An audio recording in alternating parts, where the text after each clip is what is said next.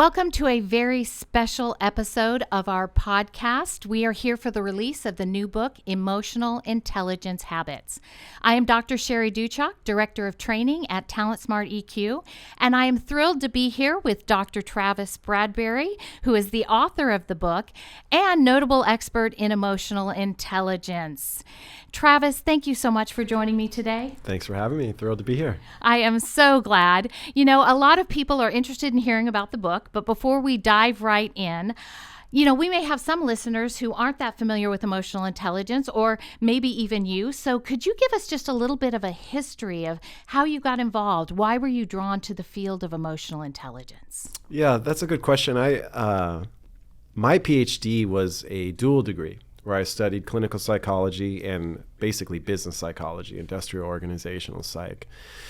And, part of our dissertation was supposed to meld the two fields. So early on in the degree program, I got to thinking of concepts that really sort of touched on both sides of the individual psychology and psychology in the workplace. And emotional intelligence was something that really spoke to me.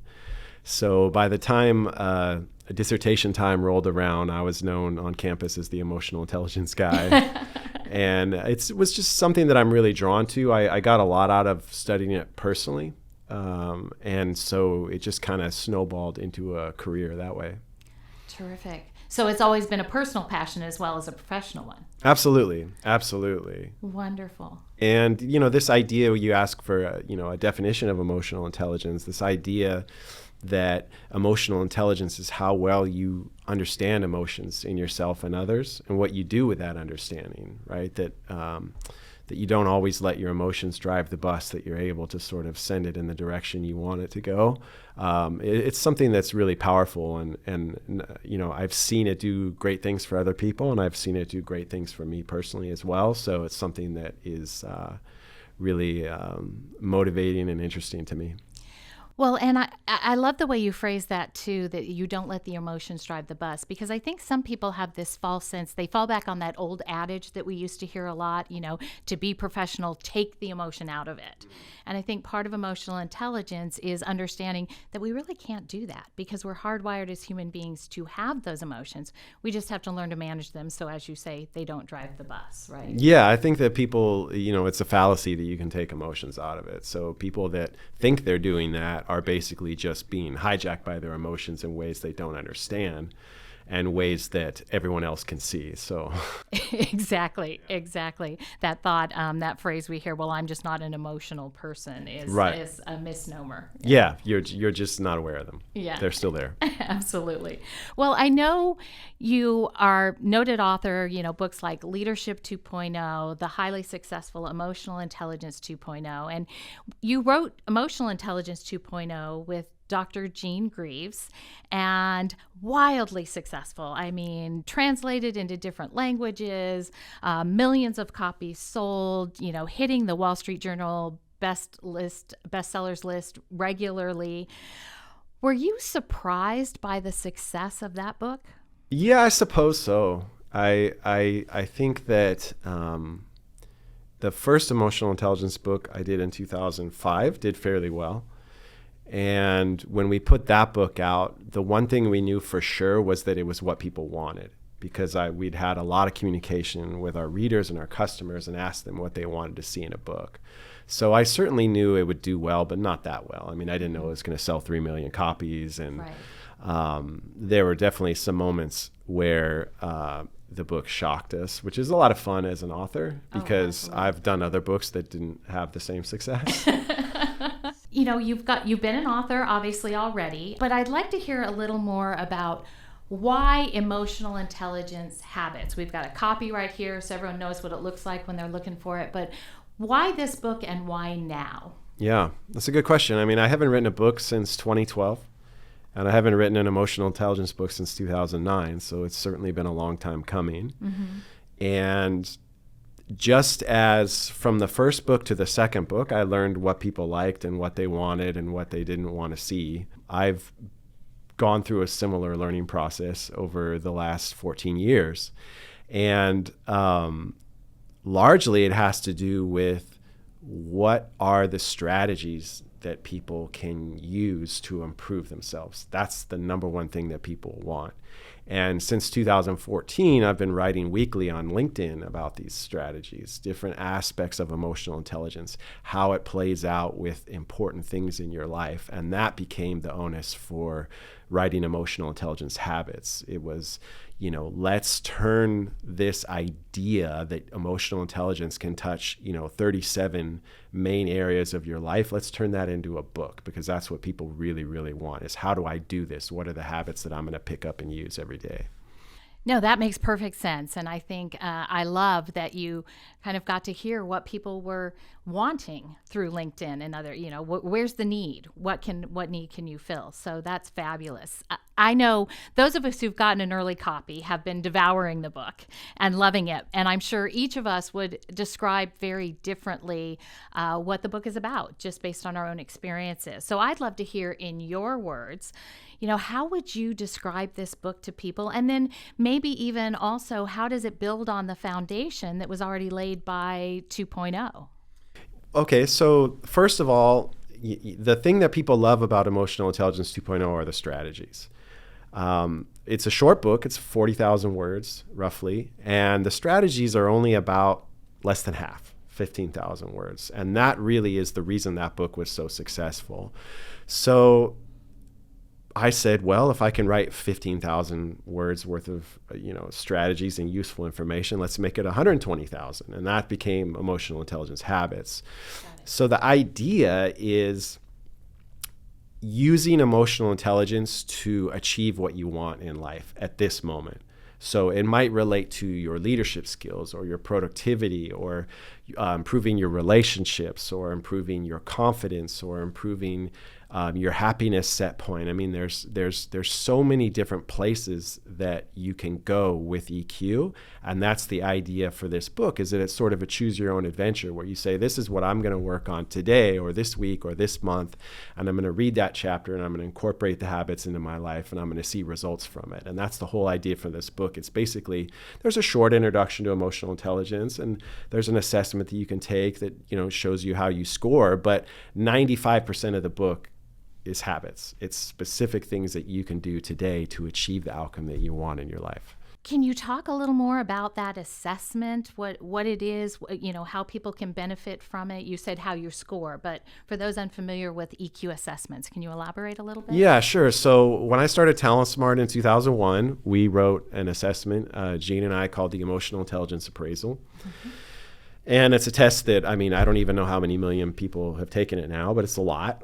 For 20 some years, people have been taking that test. We've got over 2 million at least. Yeah, mm-hmm. Yeah. And so this idea with the book is, it's a big question. If you're reading a book on emotional intelligence, you want to know, how do I score? What are my strengths? What are my weaknesses?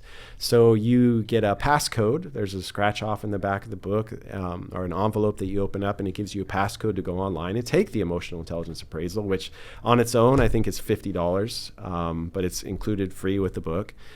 And it'll give you your scores in each of the 4 EQ skills. You'll learn how you score. You'll learn what you're good at, what you need to work on. And the key thing with this version that comes with the book is it actually points you to the habits that you should work on first. Oh, great. Mm-hmm. So you're learning basically based on your score profile which chapter you should really be starting with. And it gives you a few, so you can kind of pick and choose. But that analysis is really helpful for people to kind of kickstart their journey and give them some insight they might not, glean on their own. Right. And I think that's what everyone wants, right? A starting point. It's like, okay, I know the value of emotional intelligence. I know I'm not perfect, but where do I go? Where do I go and where do I start? And so to guide them directly to those chapters is terrific. Yeah. That's great. Oh, and I was just going to say that we did something similar with Emotional Intelligence 2.0, and that was a really successful aspect of the book, so I wanted to continue that with this new version. Fabulous. Well, you've talked a lot about strategies, and I know that's kind of the cornerstone of developing emotional intelligence. But recently I was talking to a woman who was really struggling, and the reason she was struggling is she said, I understand emotional intelligence, I know the behaviors I need to change, I know the strategies I need to work on, and sometimes I'm really successful in engaging in these new behaviors, but I don't feel like I'm consistent, and I'm really struggling with that. And so she was talking about, how do I know when it becomes a habit? And so it really led me to do a little more reading again on habits themselves. And I ran across an article in Current Biology magazine, two authors, Robbins and Costa, who were talking about the distinction between skills and habits. And, they were really talking about how skills are the means to an end. In other words, you have a goal, you learn a skill. Something as simple, they use the example of tying your shoes, right? You have the goal, you learn, you use it when necessary. But that habits are something very different. And they defined habits, I'm going to read this because I want to make sure I do their words justice. As an author, I'm sure you can appreciate that. They said habits are representations of stimulus response links that do not refer to goals and are in a sense directly elicited by environmental states or stimuli or context. So, what I would love as an expert is for you to kind of put this in plain English for us. Further define, what's the difference between knowledge and skills and a habit, and how does that apply to your new book? Yeah, I think in a nutshell, a habit is a behavior that you do without thinking about it. So it's something that you're not necessarily consciously aware of. So the skill to tie your shoes, it becomes a habit, and then every morning when you put your shoes on, you tie them and you don't even think about it. It's just something that you do. So when people struggle with emotional intelligence, that you're often looking at the habits, the bad habits that are holding you back, and replacing them with a new one. And that process, if let's say, for example, you're a yeller, you yell at family members or God forbid, coworkers, and that's your response to frustration.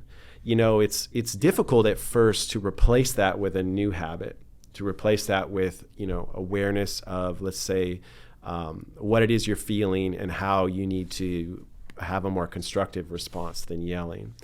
But it becomes a habit when you no longer think about it anymore. And that happens with practice. And that's what I see. I mean, I've been helping people increase their emotional intelligence for more than 20 years now. And that's what I see, is that when you catch yourself doing it without thinking about it, that's when you know that you've adopted it as a habit and it's time to move on to something else and add something new to your repertoire. Got it. And that's the goal with this book, right? There's several hundred habits in this book. And, ideally, readers would pick up tons of them and just one after another stack them. Right. So really the advice for this woman or anyone else who says, I get it, I understand it, but I don't feel like I'm consistent, is just keep at it. Because if you are doing it sometimes, you're starting to build it, and it's just to pick it back up and keep practicing. Yeah, you haven't practiced the habit enough to make it habitual, and that's why she's inconsistent.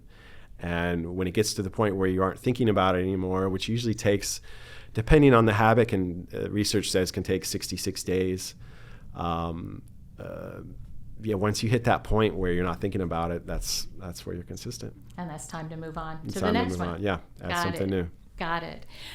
Well, Travis, I've had the honor and the luxury of watching you deliver keynote addresses on several occasions. And often I've seen you open with the story of Phineas Gage and the Burlington Railroad. And so I was curious, without giving away too much, if you would talk a little bit about this event and why you chose it as the opening for emotional intelligence habits. What did it offer? How do you feel it set the stage? Yeah, well, so the question, it really is, why would I write 400 pages about emotional intelligence habits? And the answer is because our brains are hardwired to make us need these things, to make this a challenge for every single one of us. And the Phineas Gage story is a really nice illustration of that, to drive that point home. The short version is he was a railroad worker in the mid-1800s who suffered a traumatic brain injury where an iron rod went through his skull and removed the portion of his brain that's responsible for emotional intelligence. So because he survived the accident and his wounds healed and he seemed, to be the same guy or to be normal, quote unquote, we got to see what it was like for someone to have no capacity for emotional intelligence. And I'll save the rest for the book, the story of what unfolds. But that's the idea, is we all have this capacity. Our brains, for the vast majority of us, are still intact, and we're able to read and respond to our emotions. And that act is emotional intelligence, and something that we all need to work on to sort of achieve our full potential. So for people who say you're either born with it or you're not, which, we run many programs in emotional intelligence, and have done so for me almost 10 years now. And there are some people who are stuck in that mindset of, no, that's just something you're either born with or not. Your response is what? Well, the research doesn't back that up. I mean, you may have a little bit different set point than someone else based on not just what you're born with genetically, but also your upbringing, right? Because there's a lot of modeling you get or don't get through parenting growing up that affects how you read and respond to emotions. After that, it's really what you do with it. And I know you've seen through your work how much an individual can change their emotional intelligence with effort. And that just shows that, you're simply you're not born with it. I'd love for you to talk a little bit about the neuroscience behind the work in emotional intelligence, because I do think there are some people who still live kind of under this false impression. They want to write it off as, fluff that's not, really grounded in anything. And, as we know, very, as with the Phineas Gage story, very grounded in brain, how the brain processes. So can you talk a little bit about that neuroscience link? Yeah, well, emotions are generated sort of in the midbrain, in the limbic system, and that ensures your brain reacts emotionally to stimuli before you're able to think rationally about it. As those signals travel to the front of your brain, behind your forehead in the prefrontal cortex, that's where you start to think about what you're feeling, what you've seen, what you're feeling about it, or heard, or whatever the stimuli is. And that pathway is greatly increased with effort. So the flow of information between the emotional and rational centers of your brain is something that you can change through practice of new habits and through working on your emotional intelligence. And, that's something that, through brain imaging and a lot of modern sort of ways of looking at the brain, you can actually see increases in the flow of information and brain activity. And, it's what we see as sort of effort to produce emotional intelligence is something that's actually happening structurally in your brain. Yeah. Well, and I find it exciting. I mean, the plasticity of the brain to me is really exciting. I don't know about everybody listening, but I've reached an age where I always like to know that I can still build new neural pathways, even when I'm standing in the room and not knowing why I arrived there. So I just think it's important for people to understand that it really is grounded in the way we're hardwired and the way we operate. So thank you for clarifying that for us. And, this segues nicely into, our brains are our brains. So it segues nicely into our understanding and emotional intelligence, that we're whole people. We're not just who we are at work or who we are at home. And when I have been running programs, I've been surprised. Well, no, not surprised. But what I've observed over the years is that when people are given the opportunity to talk in the courses and bring up examples and troubleshoot with each other, as we like to have them do, I hear as many personal examples as I do professional examples in the room, even if it's a course at a workplace. And so I found it, I was really struck by the fact that when you structured your book, you structured it into emotional intelligence at large and emotional intelligence at work. So could you elaborate a little on why you made that choice and how that book is structured and how you think it serves the reader? Yeah, well, the book is really outcome focused. So it's designed for you to choose what the outcomes are that you want to achieve, and it shows you how to use emotional intelligence to get there. So the two primary areas that people tend to focus on, based on my experience, is their personal life and their professional life. That's where they have goals they want to reach. And it allows, having the book formatted that way, certainly they bleed into each other a lot, but it gives you as a reader an opportunity to sort of know specifically what you're focusing on.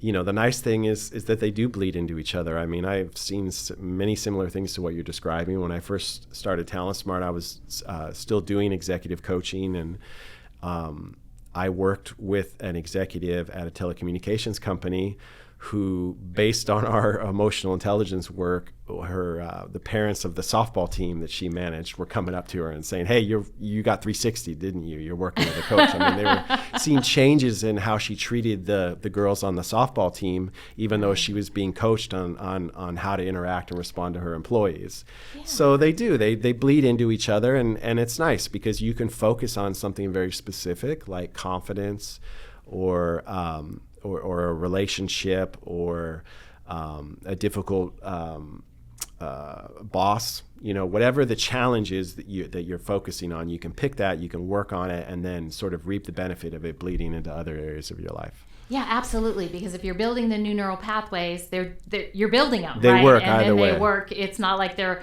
driven by the situation you're in or the person Absolutely. that you're talking to. Yeah, absolutely. No, I love it. So I'm going to come clean and tell you, Travis, when I first picked up the book, I read the introduction, and then I jumped straight to neutralizing the effect of toxic people. And then I found myself reading Developing a Growth Mindset. And then I went to Breaking the Bad Habits That Are Holding You Back. And for me, someone who normally reads a book front to back, cover to cover, this surprised me a little bit. So given my experience with the book, I'd love to hear how you recommend people approach the book in order to get the most out of it and serve themselves. Yeah, I definitely think you want to start by reading the introduction to EQ and taking the test.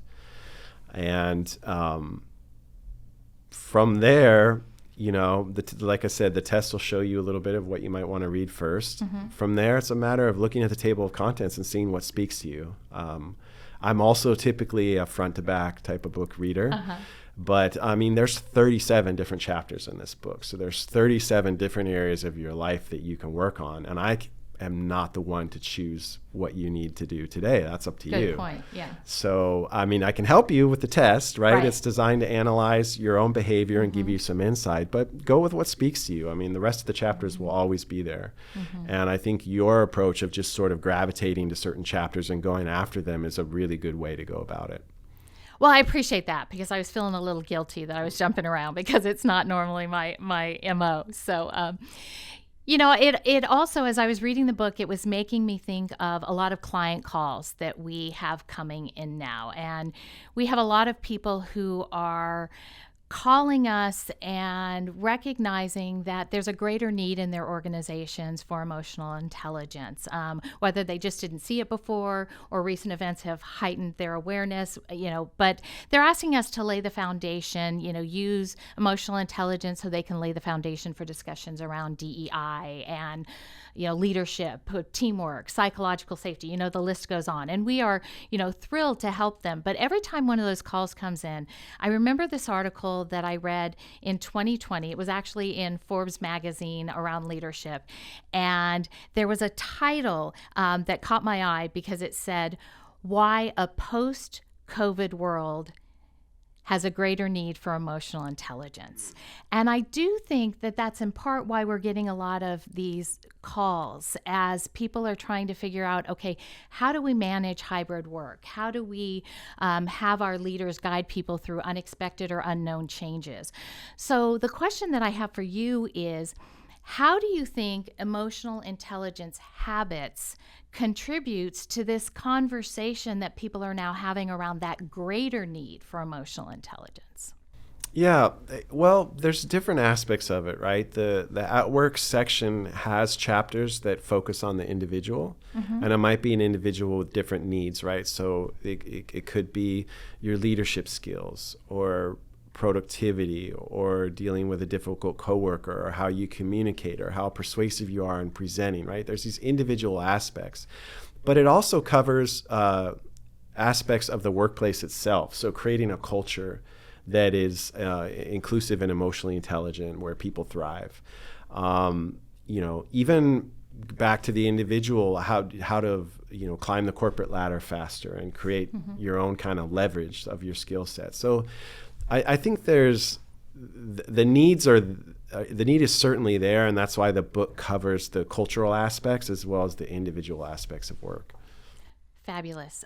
Because, we know sometimes we're dealing with people in cultures that are very supportive of the need for emotional intelligence. And then we often encounter some people who feel like they're on a little bit of an island and they're trying to do it individually on their own so that they can move to their next place. So it's nice that it tackles it from both sides, no matter what culture people are in. Yeah, and I think the idea there is reading the chapters on cultures, on culture really sort of plants the seed that, hey, some of this stuff, this is a good idea. We should try this here. This tends to work for people and make people very motivated and happy in their work. So that's kind of the idea. Awesome. Well, we know that people can affect change from any level of an organization. So if we can get the book in anyone's hands, there's the potential of that cultural shift ultimately. Absolutely. Yeah, great. We know in this field, and you even said it a little earlier, something to the effect of none of us is perfect. We're all a work in progress. We're all developing. And I came clean a little bit on some of the things the challenges I'm still facing because I gravitated towards, neutralizing the toxic person and other areas. So I'm going to put you on the spot a little, even as the author. I'm going to ask you, is there a strategy in this book that you can write about, but you're still challenged with, one that you're still working on? Yeah, just about every strategy in the book, I would say. Anything stand out? It's interesting to me if working on a book like this, if I write something and I come back to it a couple months later, I'm rereading it and I'm thinking, wow, this is a really good idea. I need to do this more. I had that experience a lot with this book. I think if I had to pick something in particular,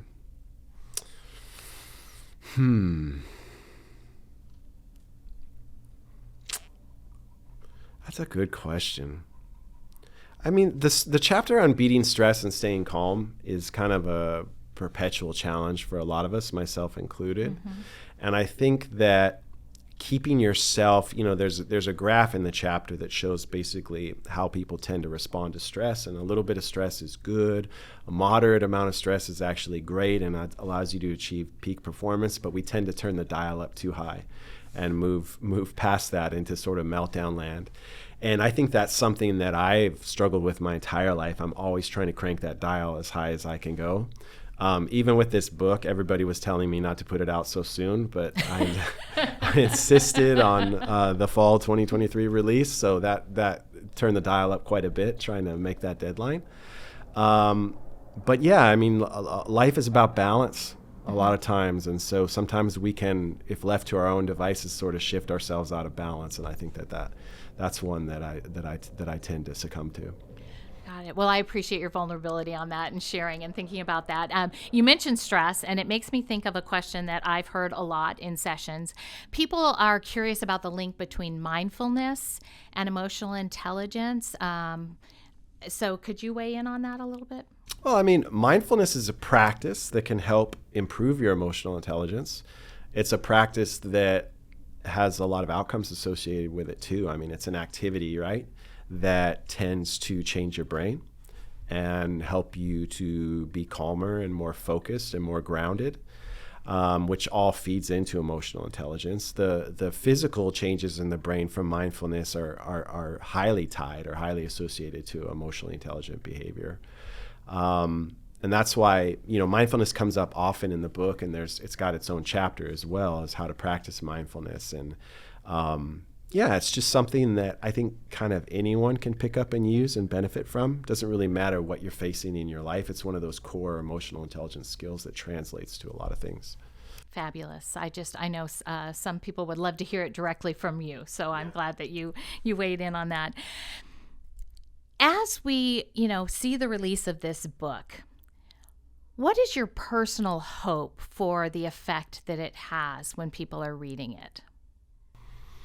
Well, for my previous books, I mean, the most powerful thing for me as an author is to hear that the book changed somebody and made a difference in their life. I mean, I remember early on when my first book came out, being at the ATD conference, the Training and Development Conference, and someone came up to me and said, I changed their life.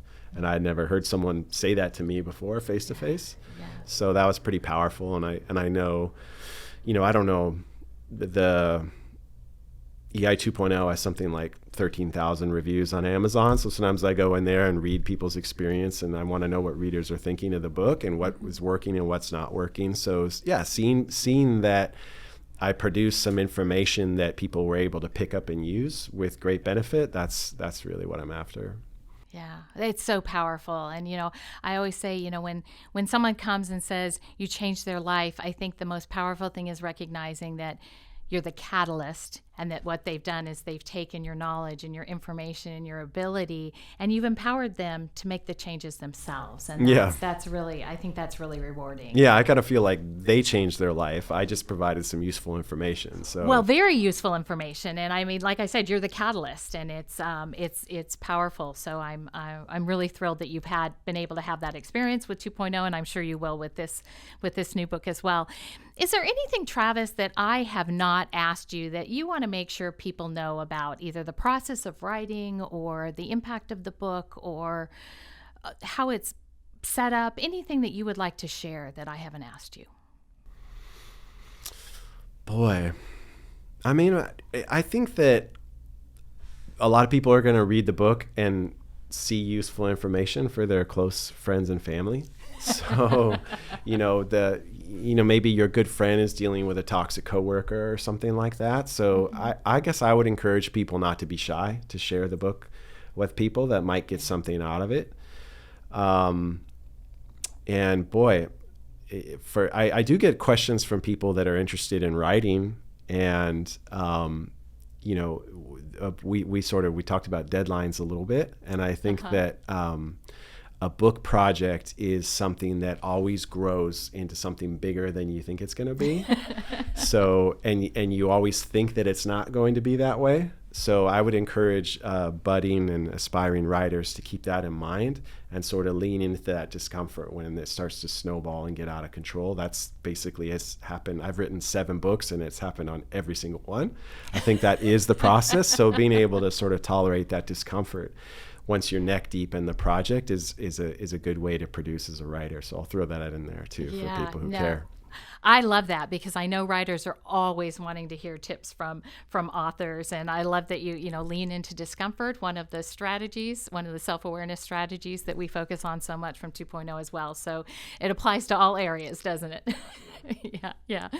Well, Travis, I have thoroughly enjoyed hearing your thoughts on this, but I think the most important thing for me to do now, with all of this in mind, is let everybody know how they can get the book. And so to pre-order Emotional Intelligence Habits, please go to talentsmarteq.com. You'll be able to pre-order the book. You'll be able to check out the show notes from this recording, as well as the transcripts, and you can even throw us a question. We always love to hear from you. Be sure to join us on LinkedIn, Talent Smart EQ on LinkedIn. You'll get more information, and stay tuned for our next episode of 6 Degrees of Emotional Intelligence. If you enjoyed the episode, please go ahead and review us on iTunes or however you listen to your podcasts and share us, by the way, as speaking of sharing the book, share us with your friends and your networks.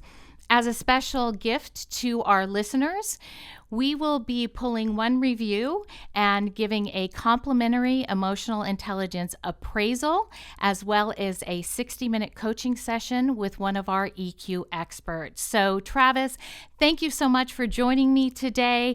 Thank you all for listening, and keep your eyes out. It's going to be on the shelf soon. Get your pre-order in for Emotional Intelligence Habits by Dr. Travis Bradberry. Thanks a lot.